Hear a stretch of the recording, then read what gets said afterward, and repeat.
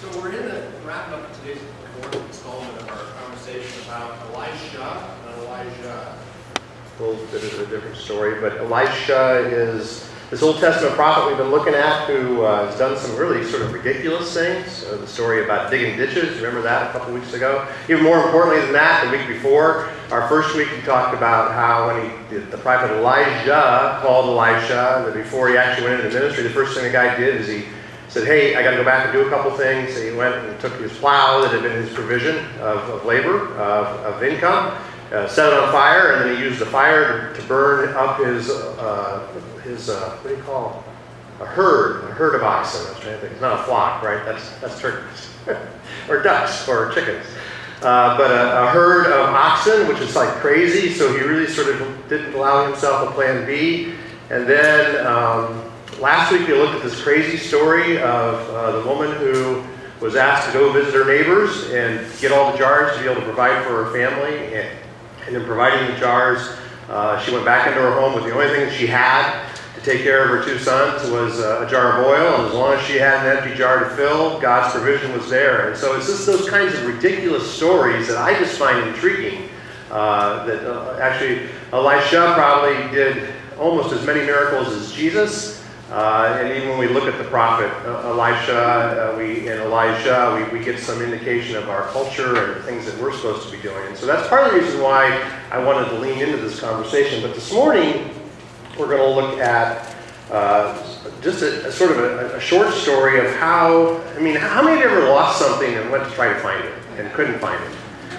How many of you had your cell phone talking to somebody going, I can't find my phone, I can't find my phone? Or you ever done that? Or things like that, or the keys to the house, It's all that sort of ridiculousness, if you will. And yet, it's in that moment that we just have to depend upon God, even when we can't seem to find things. But how about your spiritual journey? I think we all ebb and flow in that, where there are sometimes, especially like after camp or after going to the student leadership conference, you come back all on fire, ready to do something, or a conference or other things that you've done where you've leaned into it. And yet at the same time, there are ebbs and flows in our life, and we lose our passion, we lose our joy, we lose our hope, and we lose our faith. And yet, it's interesting if we look at the prophet Elijah, and not just him, but actually there's all sorts of stories from the scriptures that we know that we just can use them as our examples. Not only did Elisha do the things we've looked at and talked about, but there was a time when the water was poisoned, and he healed the water. There was a time where he raised a boy from the dead. There was a time when the prophet Naaman was covered with leprosy, and he actually cures him. There's another story that's told about how he struck an army blind. And yet, this story this morning we're going to look at is about a guy who loses an axe head. It's like, what?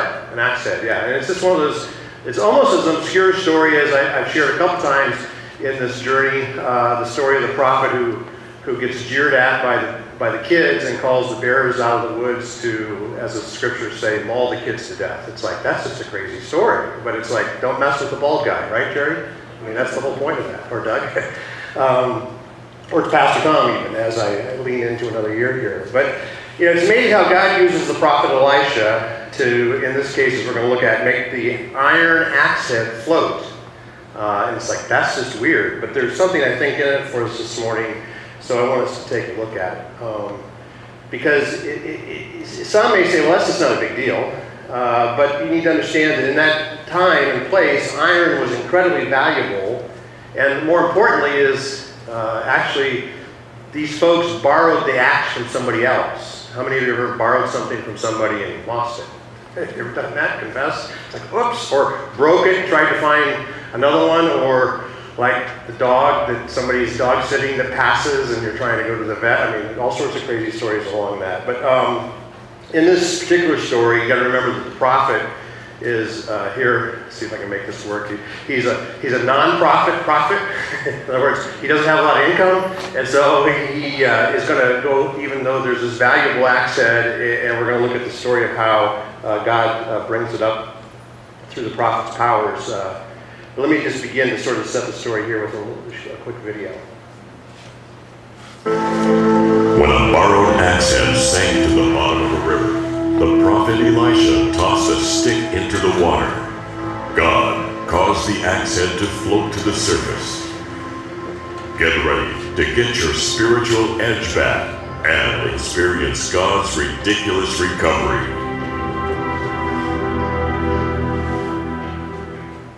So, the idea this morning is to look into why would it that God would create, even why is this story in the Scriptures? And where I want to try to go with it this morning is to try to take it from a sort of a true story to maybe what's the principle to apply for our own story. This idea that we all lose our edge, that there's just things that come against us. You've heard me share before this idea of what I call head trash. We're all told that we, over our course of life, where there are things that happen to us where we don't measure up, where we don't have what it takes, where there's nothing that we have to offer our community. And yet, part of the encouragement of this story is to know that God does have something for us, does have something He wants us to lean into. So let's just jump right in here. So if you've got your hand out there, you can follow along. The company of the prophets said to Elisha, "Look, the place where we meet with you is too small for us." So they got a housing problem. You see that? The temple isn't big enough. They've been growing. And so he says, let's go up to the Jordan, where each of us can get a pole, and let us build a place there for us to meet. And he said, "Go." And then one of them said, "Won't you please come with your servants?" "I will," Elisha replied.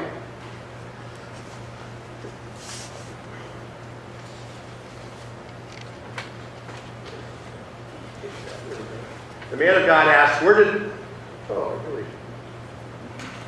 slide isn't right.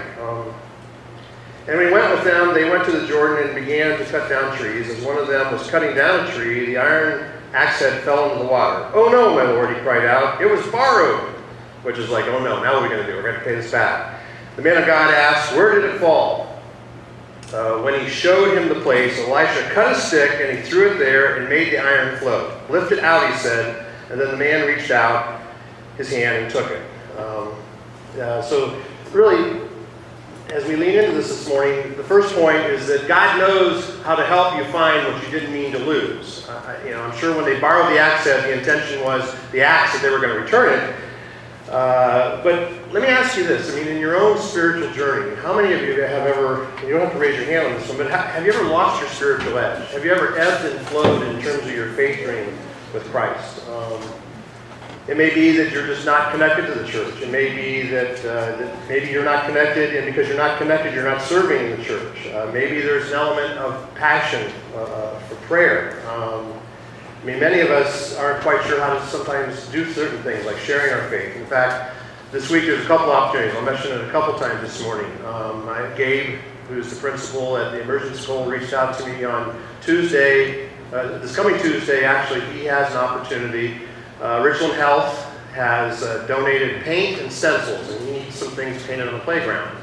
And so he wanted to know if we would have any interest in coming alongside them. Now, I know we have a property meeting on Tuesday night at 6:30, but he's actually had his parents coming at 7:30. He's not sure how many are going to show up. And actually, the job probably won't be done on Tuesday night. He really wants to lay out, apparently there's an area of the playground that needs to be cleaned, somewhere near where they do Safety Town. And it's just one of those things that if you're unaware that back when Mansfield City Schools were having all the messiness with the bomb threats, we became a partner facility with the Spanish Immersion School, and that if there's ever a need for them to evacuate their school, our facility will become that secondary place for them. And so even as he and I talked about how we might, in the coming school year, just lean into a better relationship with them.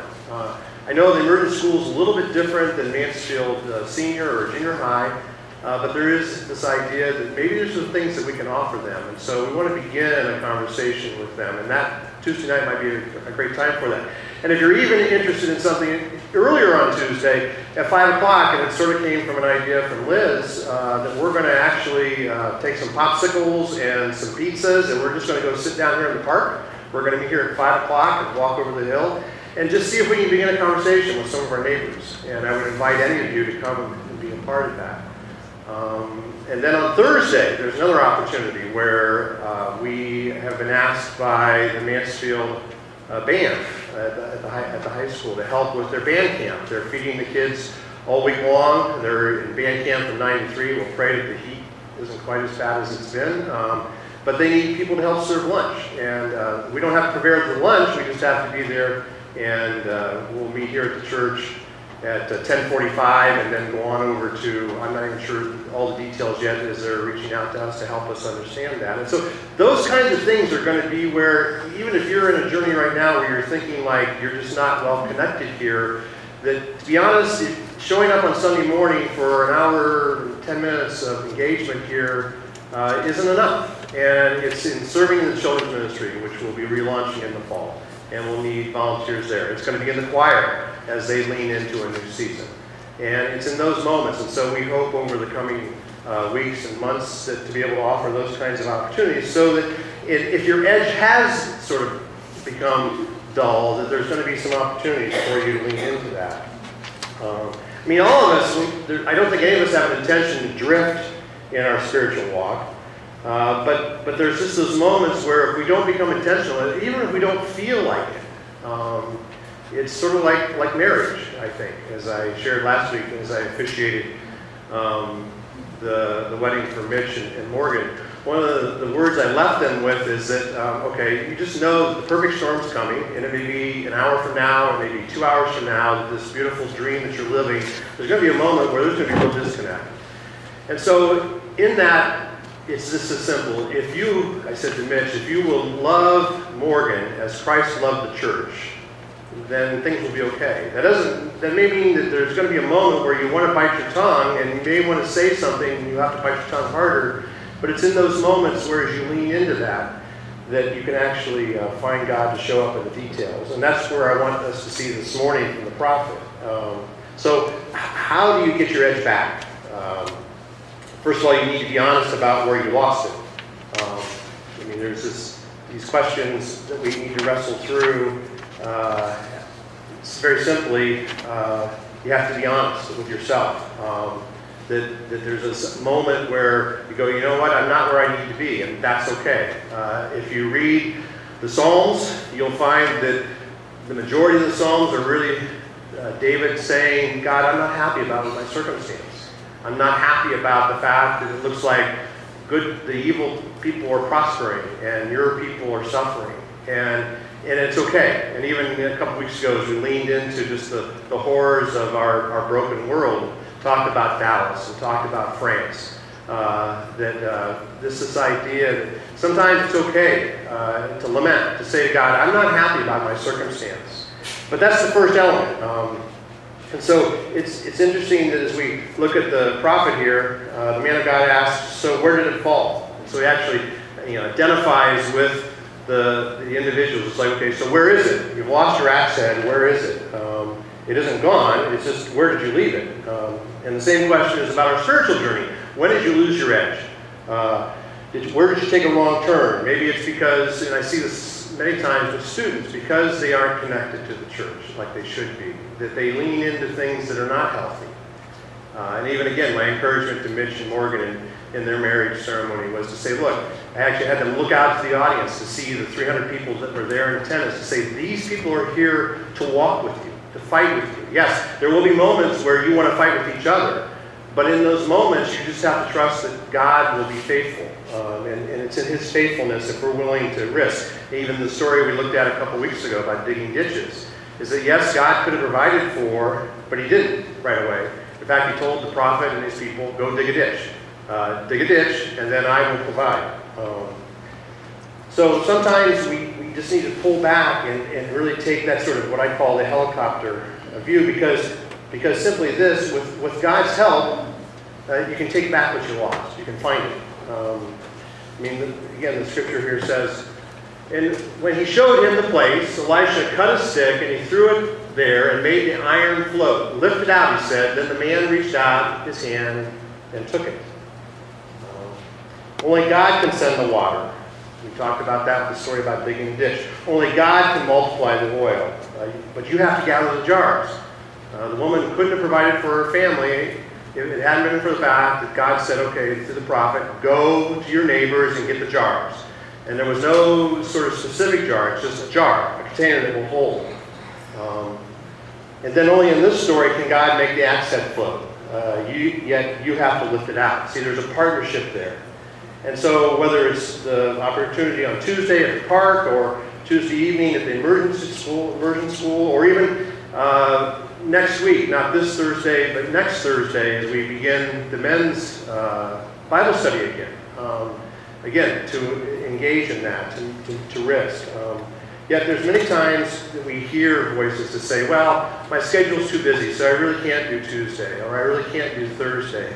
My encouragement is in those moments that you should try to figure out how to make those things happen. No different than coming to worship on Sunday morning, no different than serving in children's ministry. And yet it's interesting that the prophet says here, lift it out. God will do his part, but we have to do yours. You have to do what you can do. You have to trust God to do what you cannot do. And there's a tension in that.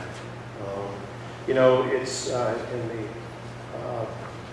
the book of Revelation, the writer talks about the different churches, and he talks about how you've forsaken the love you had at first. Church of Laodicea. Consider how far you have fallen. Repent and do the things you did at first. No different than being reminded in a relationship to find that passion, to chase after God in a way that is wholesome and good. To take and engage yourself. And it's interesting that when we see that, the story of Job in the Old Testament is that, yes, his life, it was a complete mess. He lost his children to death. His body was covered with plagues, and yet it was because of his faithfulness. There was even a point where his wife said, why don't you just curse God and die? He didn't do that. Yes, I'm sure he was bothered by the fact that life wasn't working, and can't imagine losing family members. But at the same time, when God restored him, it was with a double blessing. Or the prophet Joel, actually, there was years restored there in his life. Another story you should look at sometime. God knows how to help you find what you didn't mean to lose. Even this from Deuteronomy. God, your God, will restore everything you lost. He'll have compassion on you. He'll come back and pick up the pieces from all the places where you were scattered. No matter how far away you end up, God, your God, will get you out of there and bring you back to the land your ancestors once possessed. It will be yours again. He will give you a good life and make you more numerous than your ancestors. This promise from the Old Testament to the Israelites is a promise that's made to us, and a promise that should engage us and should give us encouragement that when we feel like we're not measuring up, when things aren't working the way that we think they ought to be, when we feel distant from God, it's in those moments that God wants that relationship with us. But I also want us to see that this morning, just as I was thinking about this in the context of just this story, is that God isn't only concerned with the major tragedies and trials of our life, but I want you to see that he's actually concerned about the details, about the daily struggles. And so this particular story of an axe head that is caused to float should be examples to us as his people that if he's concerned about that, how much more so is he concerned about where our life takes us? Because I want you to see this, that God cares about what you lost. And maybe for some, it may be that there's this dream that you've had for years that you've never leaned into because you never thought it was going to happen. You just thought there's just no way. And you may remember this story, but I want to share just a short video that may help us see that. If you'll remember the name Susan Boyle, does that name ring a bell? Here's her story, just briefly.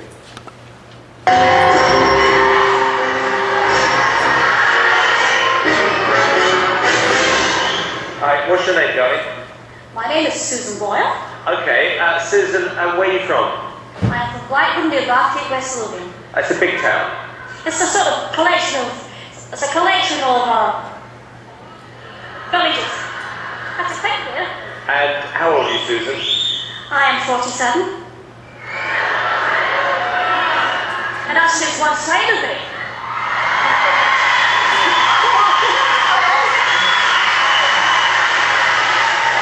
Okay, what's the dream? I'm trying to be a professional singer. And why hasn't it worked out so far, Susan?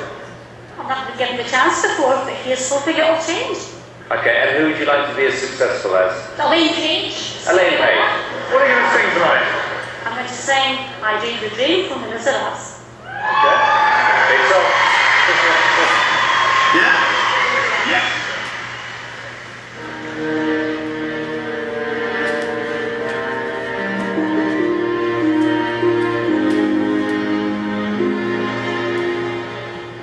I dreamed a dream inside all mine.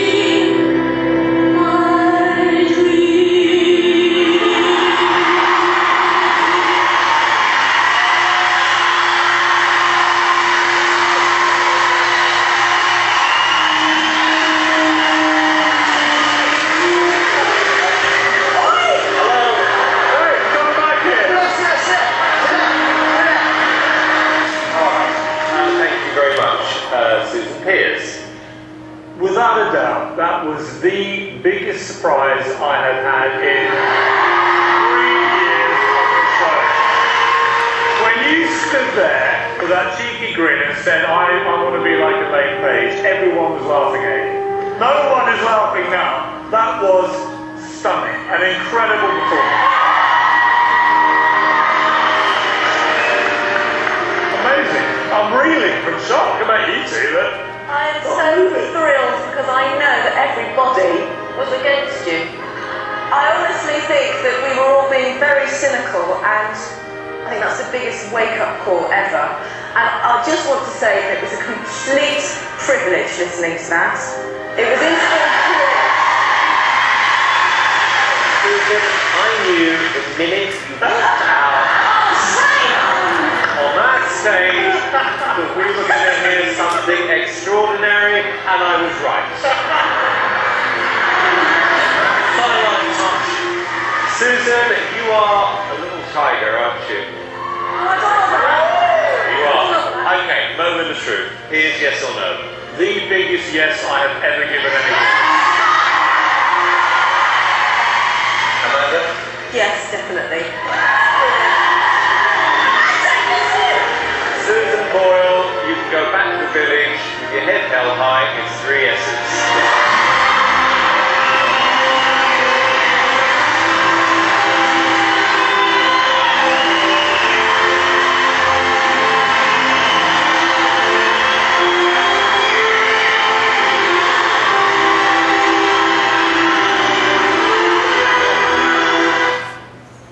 So I share that because the simple fact is that in one sense, no no different than the axe head, has nothing to do with faith, does it?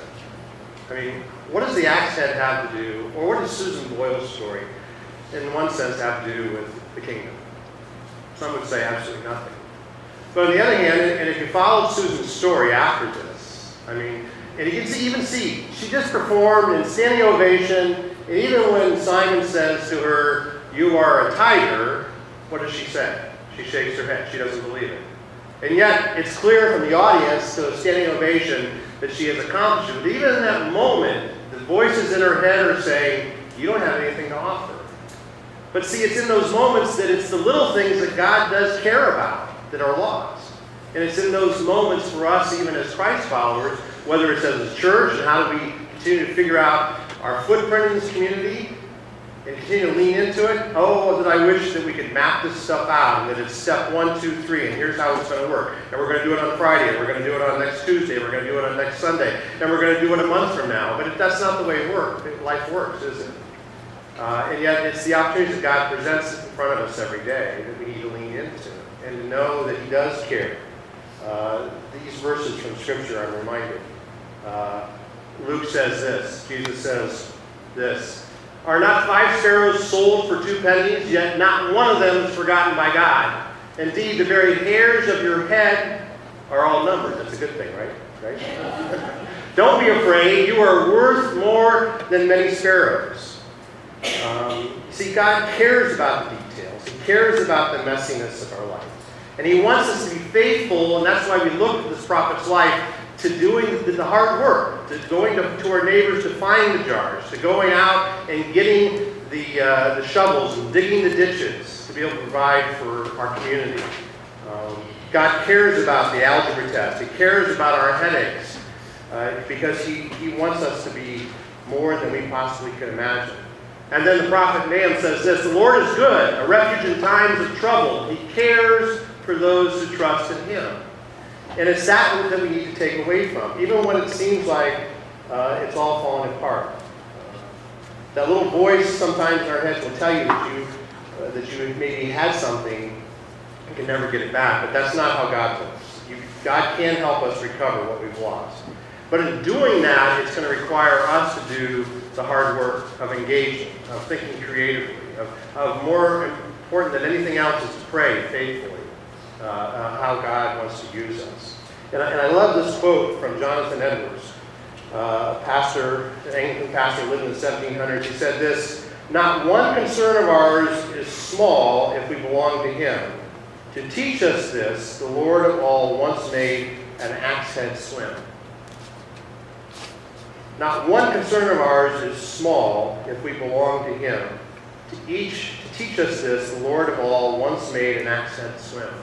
So it's in those small stories that we need to take encouragement. It's in those small stories of what seems like obscure things that God really wants to show up and deliver in our lives in a positive way, in a passionate way, of showing how much He loves for us. In the midst of when life goes south, in the midst of when phone call comes because someone has died, in that messiness of what that creates, and yet how even as families, we can come around each other and encourage each other in that. And so this morning, as we respond to this, the song that captures my heart every time is this song by Matt Redman called 10,000 Reasons. And so you can remain seated, but listen to these words, especially in the midst of understanding that even when life doesn't go the way I want it to, that I'm going to trust that God's going to bless my life because of my relationship with Him.